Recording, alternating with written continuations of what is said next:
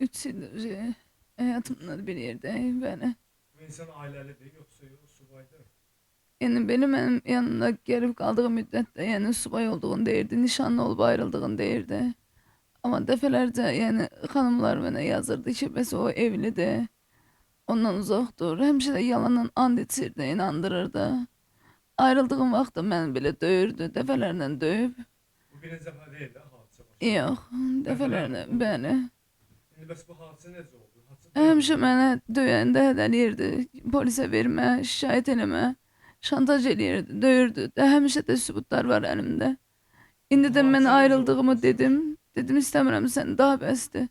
Restoranda okuduğum yerde düştüm. Restorandan yani iş faaliyetimi dayandırıp düştüm aşağı. Taksiye minip gelmeyi istedim evime taraf. Beni satımdan tuttu sürdü. Maşına koydu. Maşında döydü. Birdən-birə oldu. Yoxsa bu Böyle. hadisə əvvəlcədən münaqişə baş Yok vermişdi? evimden oğurluk eləmişti. Hal-hazırda da yani işimiz yine de yani istintaqdadır. Onunla bağlı ben döydü ki sen ben niye vermişsen, niye şikayet eləmişsən? Nə uğramışdı evdə? Telefonum bile kızılar mı? Hələ bir xəbər yoxdur ondan. Yok. Ona görə də Ee, saçından sürtdü. boynuma çok vurdu. Karnına yeme. Sağ tarafım bütün püskünde.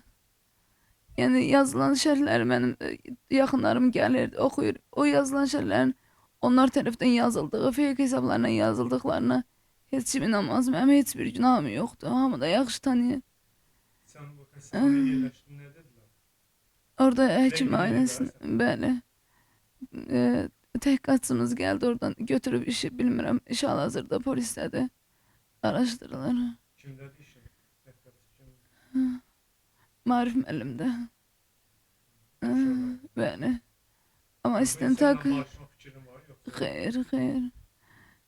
Xeyr, prezidentimizə mən müraciət edirəm. Mehriban xanım sizə bizim kimi xanımları qoruyun, xahiş edirəm. Belə insanların cəzasını siz verin. Bu insan zəng edib üzrxahlıq Hiçbir istəyir. şey, hiçbir şey. Əksinə dostu gəlmişdi, qohumu gəlmişdi, dedi istəmirəm. Neynir eləsin. Heç kimdən qorxmur, Yəni çəkinmir. etdiyi əməldən peşman deyil də. Xeyr. Hələ maşınında gəzdirdiyi soyuq silah bıçaqla məni hədələyir. Düşsə dedi üzünə kislata tökəcəm evdən çölə çıxsa bir də bıçaqla. Yəni bu adamın əlindən mən heç yerə çıxa bilmirəm. Mənim 2 dənə az yaşlı balam var. Bunların nəzərə xahiş edirəm. Bir də onu demək istəyirəm ki, o adam narkotik istifadəçisidir. Narkotik çəkəndən sonra bu adam başı havalanırdı, yetişimi tanımırdı. Döyürdü, sonra deyirdi mən bilməmişəm, mən eləməmişəm. Sənin yanında istifadə edirlər. Bəli, Harda? burada Duz Gölü adlanan göl var. Masazırda orada gedir içir, orada hemen neşəni çəkirdi. Mənə dəfələrlə istəmişəm, polisə müraciət edeyim, mənə şantaj edirdi, məni döyürdü. Bundan əvvəlki videolarımda var ki, məni döyüb. Mən kisata ilə qorxudurdu ki, üzünə kisata töküb yandıraram. Bu 2 gün bundan qabaqki döyülən vəziyyətimdə də onda da maşında bıçaq gəzdirir, soyuq silah. Onda da maşın saxlayıb məni bıçaqlamaq istəyirdi. Yanımızdakı dostları xalası oğlu qoymadı. Mən də yuxarılara şikayət edirəm. Bir də burada məni qınayanlar var ki, mənim haqqımda pis məlumat yazırlar. Yəni evlidir filan. Mən onun evli olduğunu, olmadığını bilmirdim. Dəfələrcə alladırdı. Amma mənə çatan məlumat bu oldu ki, ölmüş qardaşının, yəni rəhmətə gedən qardaşı var.